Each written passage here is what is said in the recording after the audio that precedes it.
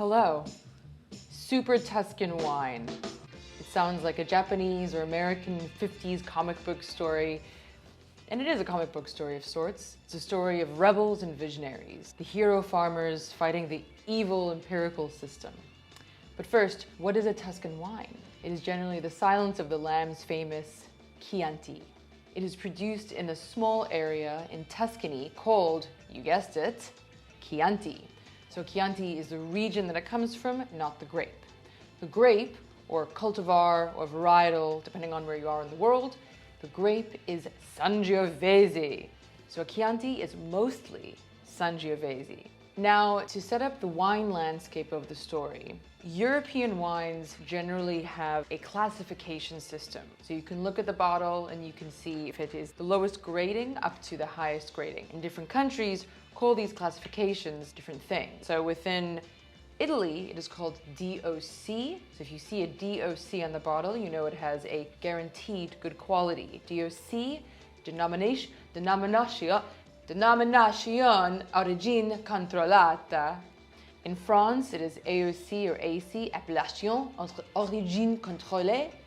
That means you can put the area on the bottle. So you can say your wine is from Champagne, or Chianti, or Rioja. The fact of the matter is, you're buying the wine you know, but you're also buying a wine that has a guaranteed good quality. So this allows the producers to charge a higher price tag. If you're a producer, you want to have that DOC on your bottle. As you can imagine, there are many rules in order to be a DOC status wine. In Chianti, one of these rules was a specific recipe that you had to follow. One of the items in the recipe is the grape Sangiovese. These rules are very important to know because this is what the Super Tuscan producers were up against. The man, the system, the big empirical society that said that a specific recipe had to be followed. But we are skipping over the meat of the story, or as a vegan would say, we are skipping over the dehydrated vegetable protein. So, the story of Super Tuscan wine spans 30 years. The story begins in post-World War II Italy. The country has been devastated by the war. Many have been killed, and those that haven't remain in extreme poverty. A mass exodus ensues. Some going to America or to Australia, but it's a very expensive trip. 2 weeks by steamboat to get to America. So others go to European countries, Switzerland, Belgium, France, and Germany. But this is a temporary move, just enough to build up their capital and get back on their feet. So come the 1970s, a vast majority have either been given help by funds like ARI, American Relief for Italians, or their plan to work in another country and save money has gotten them out of poverty. So here we are. We have land, we have capital. It's a whole new world for some. Now, rewind to the 1950s. The winelands have gone through a farming hiatus during World War II, and after that was the mass exodus of the farmers. So those who stayed behind had land to farm, but fewer hands to help. Now keep in mind that the demand for Chianti has been strong since Cosimo Medici in 1716. Now this is the label that you'll see on a Chianti Classico bottle, Dalla 1716, with the black cock, with the black rooster on it. So now in the 1950s, there's a definite demand for Chianti. Especially post-war, the demand for wine from 1945 to 1955 doubled.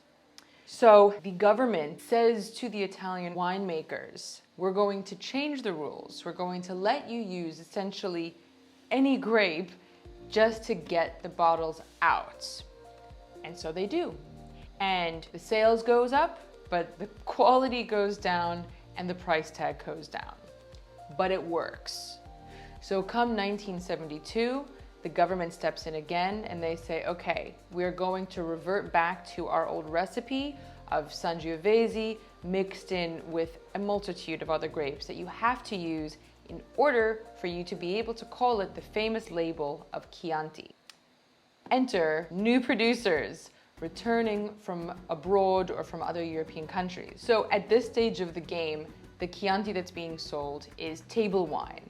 It's the Chianti, those classic bottles that you've seen that are in the straw, the raffia, called a fiasco. The future Super Tuscan wine producers step back in. They say, no, we're not going to follow this recipe. We want to explore, experiment, and possibly even improve.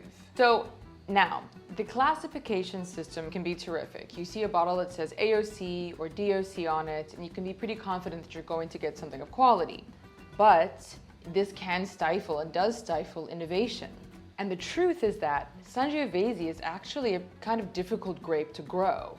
It's the tannins, that drying part that you get at the top of your palate. So enter non-indigenous grapes, French grapes, Bordeaux grapes, Cabernet Sauvignon, Merlot, Cabernet Franc. These are far silkier, have softer tannins than Sangiovese. And this is what the the future Super Tuscan wine producers brought in the 70s.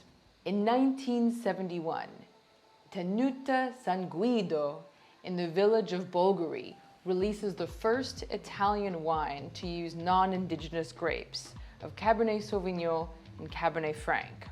And what happens? Nothing. It doesn't make ripples, but it does start the ball to roll within the other producers of Tuscany.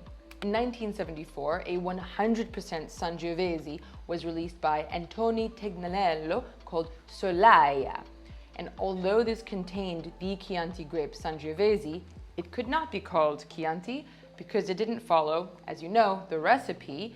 Part of that recipe is to include white grapes, Malvaso and Trebbiano.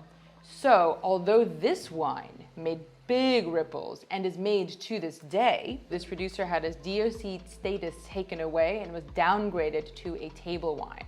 The rules. Now, the Italians are a rebellious, almost anarchistic bunch. So it was with pride that they released these innovative wines that were relegated to the lowest demarcation.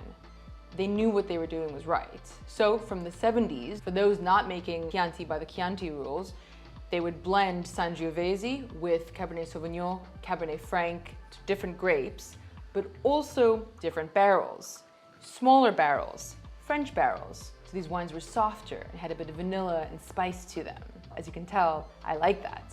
And now the identity was forming. So with that comes a new name. The Super Tuscans added the suffix laia to their names. So some of the famous Super Tuscans, Sissicaia, Ornellaia, Solaia, distinct. But the umbrella name was even better. It was even easier for us non-Italians to remember and to say. Super Tuscan.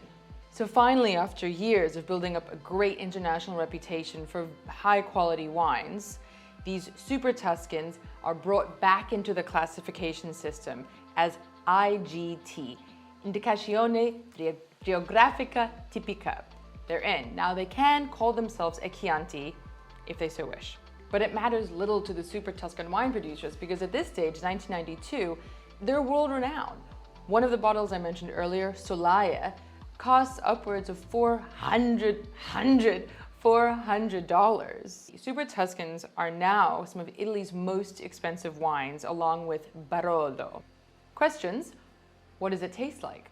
Dried cherries, plums, vanilla, tobacco. Because of the high acid, it's a great food wine, and because it's robust in flavor and has tannins, you can keep it for a few years. But to round this out, the cherry on the cake, bring it all home, in 2014, a new classification, a higher tier to the highest tier from before that, the new highest tier was created called Gran Selezione. And these Super Tuscans are now included in that highest classification. So from the bottom to the top. So from very late in the day, Chianti is now ranked with the best of the best of the best. Sir. So enjoy a glass with the food of your choice and raise it to the rebellious winemakers who said, we haven't come this far to only come this far. So cheers to innovation, Super Tuscans, and to you. Thank you for watching. 1974, a 100% Chardonnay, Sauvignon, Sangiovese.